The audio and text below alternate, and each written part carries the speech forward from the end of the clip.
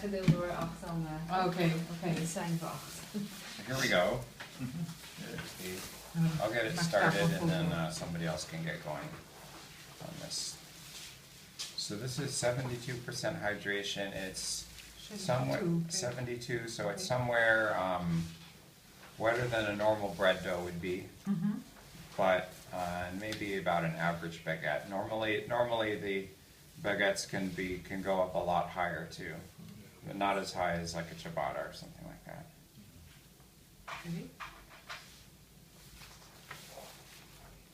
But it'll be nice so you can kind of see how it transforms over time. So it's right now I'm not counting this as any mixing yet. It's just getting the stuff together, and then once it's sort of together, then I'll show you when we start counting. Dit is voorbloem van de zakmolen. Wat moet het? Dit is edelwijs, bloem van Meneba. Oh, edelwijs. Maar dan kun je alleen als groothandel denk ik kopen. Maar je kunt ook de Franse T65 gebruiken. Oh, gebruik ik vaak voor. Ja, die heb ik ook zo gebracht.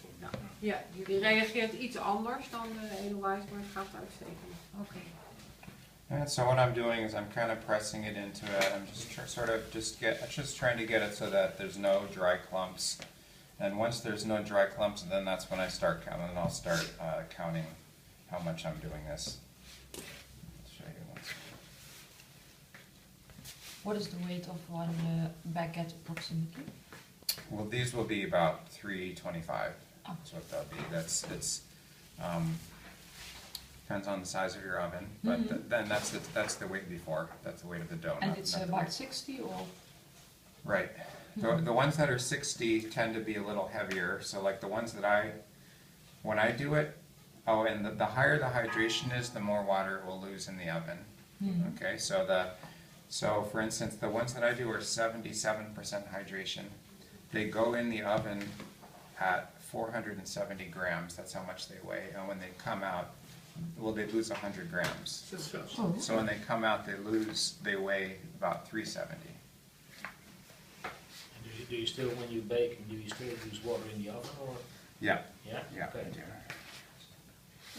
Yeah. So and so something at 72% hydration wouldn't lose that much water. It would lose water, but not as much water.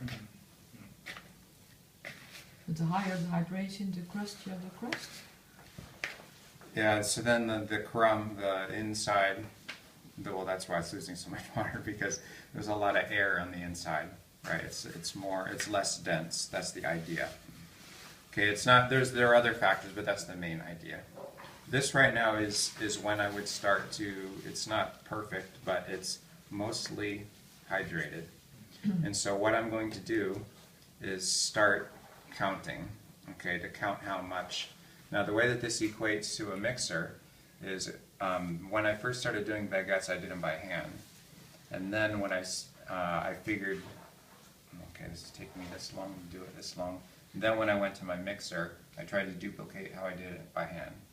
Okay, and so what that means is, just like how that bowl rotates, the mixer that I have, it's the opposite. The hook rotates. It goes like this. And so with this, what we're going to do is I'm going to rotate the bowl 5 times. That's what I mean by counting.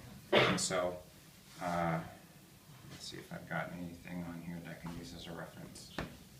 This clump of dough right there. Very scientific.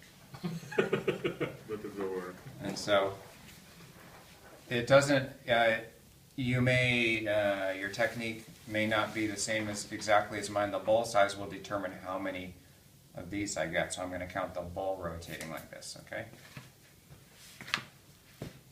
The bowl rotating. What I'm doing is I'm pulling it over and going like this. See the bowl coming around? Okay. That's one. Yeah. Okay. And then if I see stuff that's dry, I'm trying to kind of smear it in there.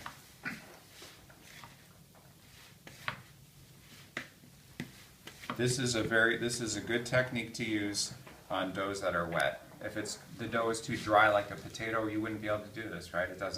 it wouldn't work. You'd lift it out. And so this is a good one. And sometimes what happens, like for instance, that if you were working the flax bread and it was too sticky, you could put it in a bowl like this and do this.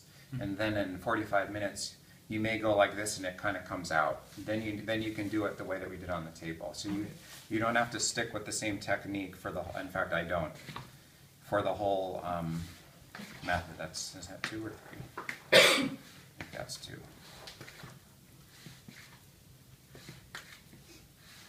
Yeah, so for instance in 40 minutes, if the dough is having a tough time stretching, then we can change the technique.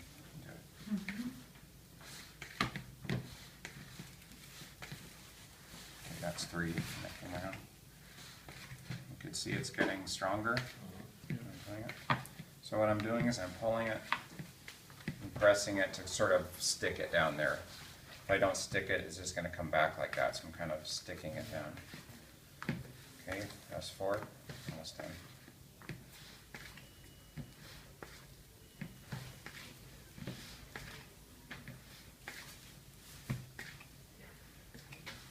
Okay, that's 5. And then I'm just going to make it look nice. Okay, just kind of fold it in. Like that. You can do that with very, very wet doughs and it's not going to mess with you. So if you try a recipe, if you see somebody's recipe and it's for 80% hydration ciabatta, you can do that. Easily. And then you're not messing like how when we're on the table and stuff like that. It's pretty easy to do. So we're just going to cover this. We'll leave it like this. So now if you picture what it is, it's the seam side is up. Here's the seam, the good side is on the bottom. So for this, we're going to keep it like that the whole time. In 20 minutes, I'll have somebody else do what I just did. And you'll see a big difference. When we open it up in 20 minutes, it'll look not very nice. It'll look kind of blocked because we're looking at the seam. But after a couple strokes, just like the potato bread, just a couple, it'll start to look really nice. Really good. Okay?